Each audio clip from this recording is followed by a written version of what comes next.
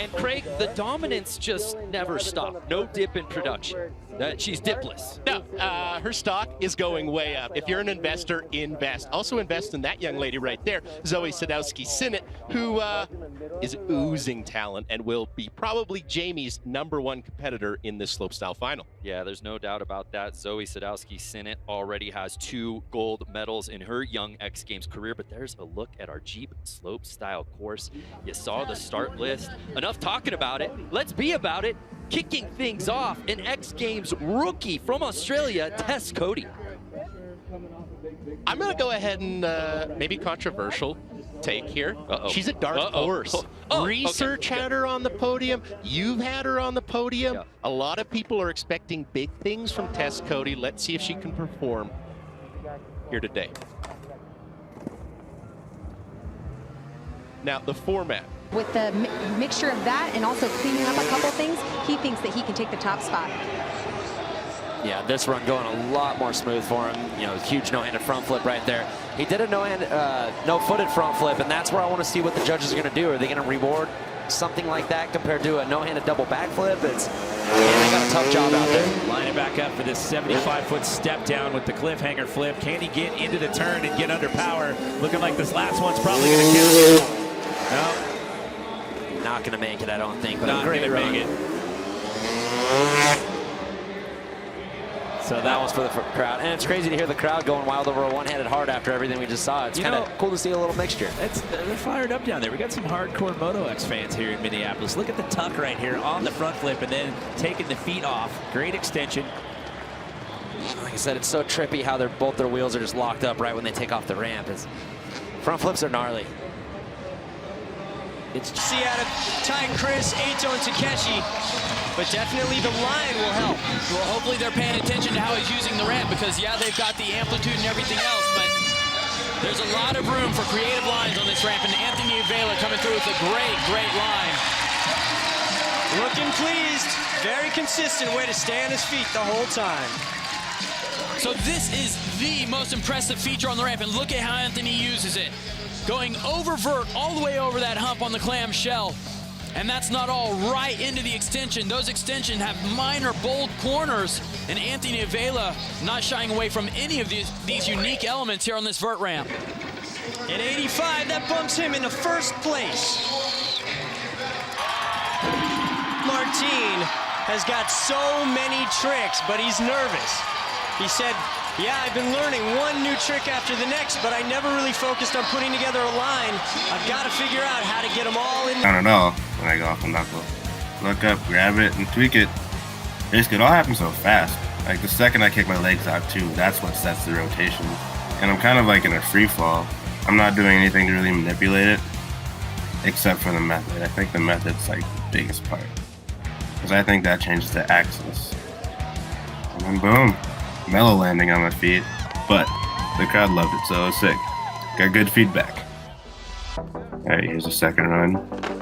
And there's me tic-tacking at the top, almost messed up. It's all good though. I've actually had that in my bag of tricks for a long time, but I haven't done it in so long. But I like remembered it like the night before, and it was like, oh yeah, that's like a perfect trick. The rodeo hand drag.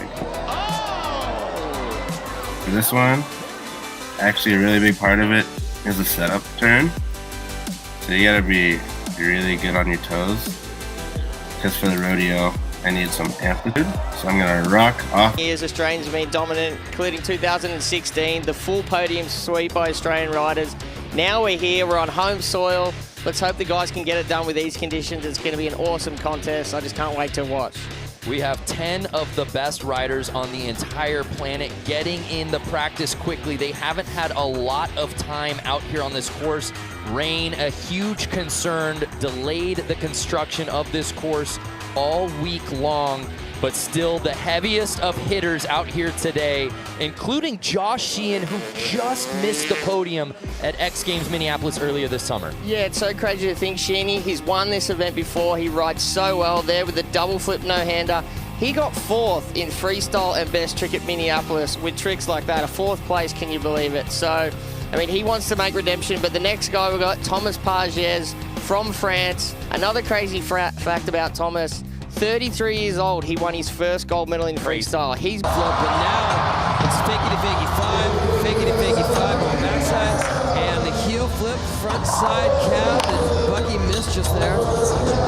This line is really mixed. Oh no, is this really going to be a backside 360 into a 720? That is extremely difficult. That combination right there. Oh, and the heel flip, front side 5. Holy moly! Shaun White just stepped it up to the next level. So now, Shaun White, who was sitting in the lead, with 4 minutes to go, is going to have to force the judge's hand. Oh, look at that heel flip body barrel. He has to slow down.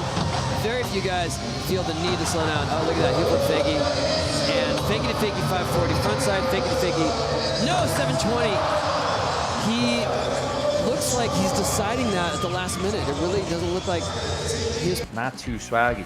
But let's talk about the style, particularly the t-shirt and punk rock pants. Dusty top to bottom was something that we need to highlight, okay? I'm gonna start up top and you can take the pants here. You couldn't really see it because he did have a bib on, but in practice, he didn't have his bib on and we got a great look. He had a huge tap out shirt. I'm thinking double XL. I don't know where he acquired this piece of clothing, but I'm happy he did. And my only takeaway, my only reservation of the entire X Games, honestly, is that that bib covered up his swag.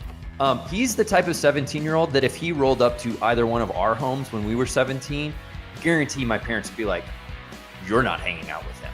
Yeah, this is a bad. Yeah, he brought that energy, and then you got a good look at his pants too, because I thought the pants were almost the highlight. Yeah, the patches. He had some punk rock patches, NoFX, JFA for the uninitiated. That's Jodie Foster Army.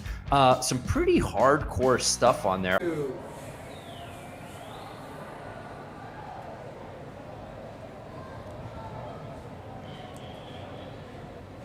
Hello everybody and welcome to X Games Extra. Day 2 of X Games Sydney is in the history books. Unfortunately, a little bit of weather, but we still had the best day ever that we're going to talk about. This is the recap show. My name is Jack Matrani. It's an absolute honor to be sitting next to the 7-time X Games medalist. 4 of those are gold. The X Games Sydney ambassador, Jacko Strong. And then of course, the most beautiful voice of action sports, Brandon Graham. He's also my roommate. We have a lot to talk about today, don't we, boys? Yeah, about a room, first of all. Yeah, maybe it's don't a mess. Too much yeah, Jackie, you hit it off the top.